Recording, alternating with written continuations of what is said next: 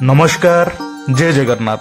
कांजी अँला ओषा मार्गशीर मास कृष्ण पक्ष नवमी दिन पालन करा जाए। एही ओषार विशेषत्व होउछि संतान संततिक मंगल कामना उद्देश्य और निसंतान नारी माने संतान प्राप्ति पाई माँ षठी देवी निकटरे पूजार्चना करिथांती। षठी देवी हेउछंती भगवान का एक अनन्य स्वरूप जे कि संतान संततिक भाग्य निर्धारण करिथांती। तेबे एही ओषा संपर्क रे एक सुंदर कथा रही। एकदा जने साधव आनंदरे कालातिपात करुथले। तांकर चारि पुओ चारि बोहू थिले। चारि पुओ बेपार वाणिज्य करती। तार सान बोहू प्रथमे गर्भवती हेला। यह सुनी घरे समस्तंक मन खुशी रे नाची उठिला। 4 मास हेबा परे सान बोहूर कखारू खाइबाकू इच्छा हेला, किंतु साधव घर बाड़ी रे कखारू नथला। साधव बोहू लाजरे काहाकू कहि न पारी पड़िशा घर बाड़ीरू कखारूटे चोरी करी आनी आंबिल करी खाइला। ता पर दिन पड़िशा घर लोके बगीचारे कखारू न देखी अभिसंपात देले, जीए मो बाड़ीरू कखारू चोरी करिछि तार छुआ जन्म हेबा मात्रे षठी देवी चोरी करी नहीं जाऊ। षठी देवी एक कथा जानी पारिले। किछि दिन परे सान बोहू पुओटे जन्म देला।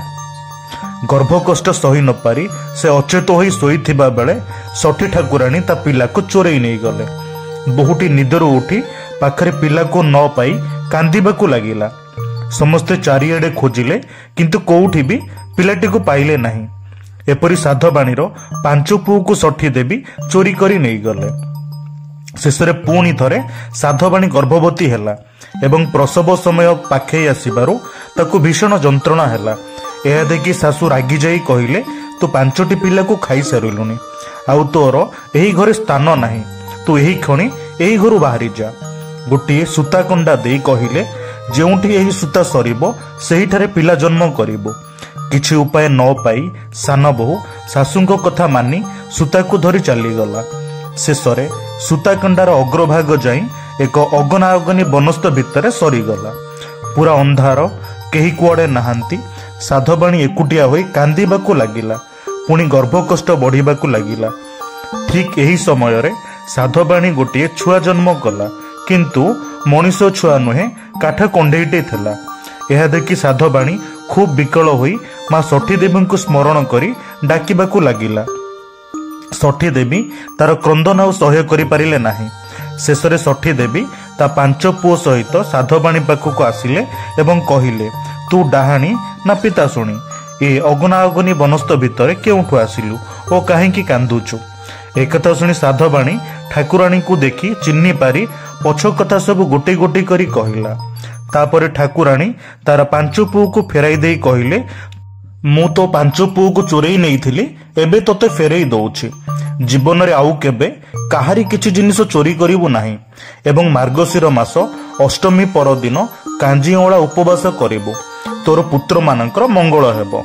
यह शुणी साधवाणी कहिला, माँ मु हेउछि मूर्ख, पूजा विधि विषय रे मु किछि भी जानि नाही।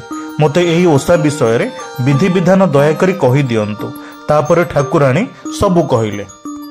मार्गशीर मास कृष्ण पक्ष नवमी दिन सकाळु नारी माने स्नान सारी दिन सारा उपवास करिथांती।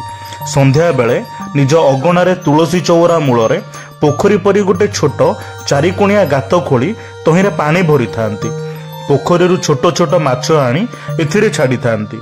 एही गात चारिपटे बालुंगा धान पोती थांती। पोखरी मझिरे सारू गछटिए पोती तारी मूलरे पिढ़ाटिए थोई थांती। 7टी पिता सुखुआ आनी सेसिबुकु हलदी पानी रे धोई हलदिया कनारे गुड़ाई बहु परी बेश करी कज्जल सिंदूर लगाई पिढ़ा उपरे बसाई दियंती। प्रतिटी सुखुआ पाखरे गोटे लेखाए पोई खाड़ी रखी थांती। घरे भात, डाली, कांजी, सारू, मूला, पिता सुखुआ पकाई तरकारी और 2टी चकुली पिठा करी थांती। षठी दुसाई ठाकुराणी को मनासी एतक पूजा करी थांती। भोग सरिला परे सेही सामग्री को जो पिलांक पई मानसिक करिथिबे सेमानको खुआई देई थांती। अवशिष्ट भोग नदी रे भसाई दियंती किंबा पोती दियंती।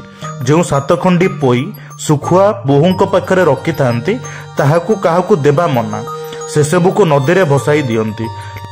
लोभरे पड़ी परद्रव्य चोरी कले दंड मिली थाए बोली यह ही एही व्रतरे प्रांजल भाव में वर्णना करा जायछि। ଆଜିର କଥାକୁ ଏଠି ବିରାମ ଦେଉଛି ଏହି ପ୍ରତିଶ୍ରୁତି ସହିତ କି ମୁଁ ପୁଣି ଫେରିବି ଆମ ଜଗନ୍ନାଥ ସଂସ୍କୃତିର ଆଉ କିଛି କଥାବସ୍ତୁକୁ ନେଇ। ନମସ୍କାର, ଜୟ ଜଗନ୍ନାଥ।